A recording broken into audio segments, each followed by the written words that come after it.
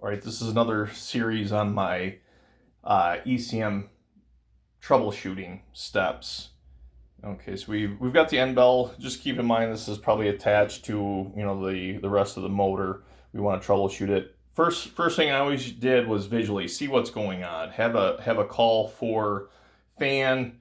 A lot of times I came across one where the blower wheel, you could actually see it where it would just rotate up a little bit and then it goes back down a little bit and it keeps going back and forth and you just hear it kind of shifting. And what's happening there is it can't find the rotation. Basically at that point, you know that it's bad. And that's one of those where you replace the end bell.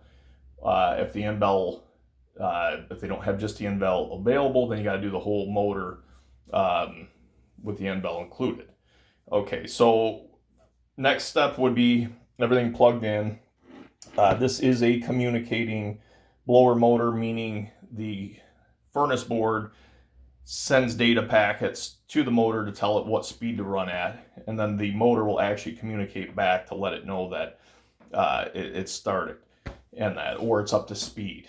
So maybe I've got an error code on the furnace. This one particular here will generate an error code, no communication, or unable to communicate with blower motor. Okay, so I'll look at, is everything plugged in?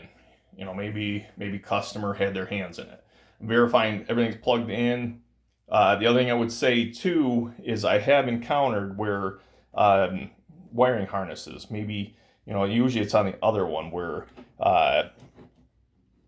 has issues with sweating. So you look inside the plugs and maybe they're all green. I think actually there's a service bulletin on Lennox about that. So don't let that get you, because you go through replacing the board, replacing the motor, and come to find out it's the harness itself. So visually check everything.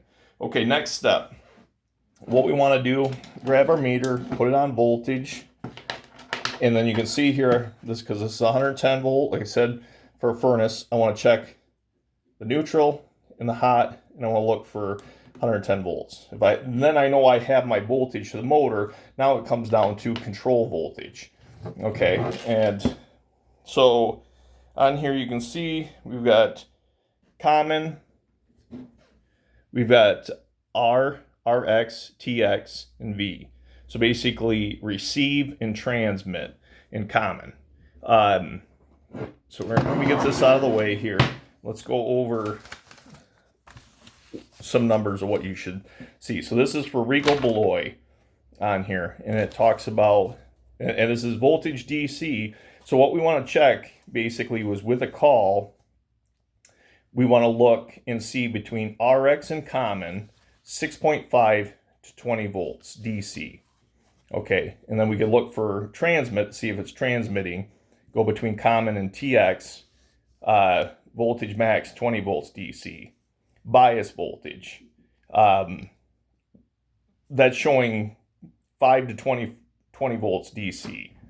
Okay, so this is for NIDAC motors.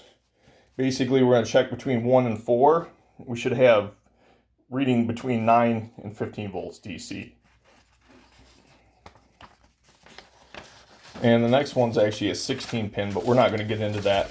We'll do a separate series on that. So hopefully this helps you out.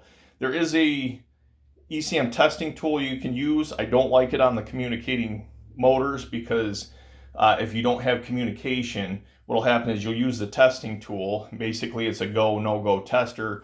You hook it up. It will actually make the motor run. But the issue is not really with the motor running, it's the motor won't be able to communicate with the board. So you'll think in your head, hey, it's a bad board. You'll order a board or go to your truck, get one, put it on, and find out that didn't resolve the problem. So that's where I'd say check your voltages to see, is the board transmitting to the motor to tell it to run? Okay, it is. Okay, motor's not transmitting to the board to let the board know that, hey, I'm able to communicate. So like I said, the go, no-go tester doesn't always work on those communicating motors. Because like I said, it'll make the motor run. It's nice because obviously if customer calls you and it's cold in their house, you can get them heat for a while just by getting that motor to run. Because some equipment I've ran into where even though it doesn't communicate, it'll still fire the furnace. It just ends up giving an error code for limit because the blower never comes on. You put that tool on there, the blower can now run 24/7 and get rid of that heat off the heat exchanger.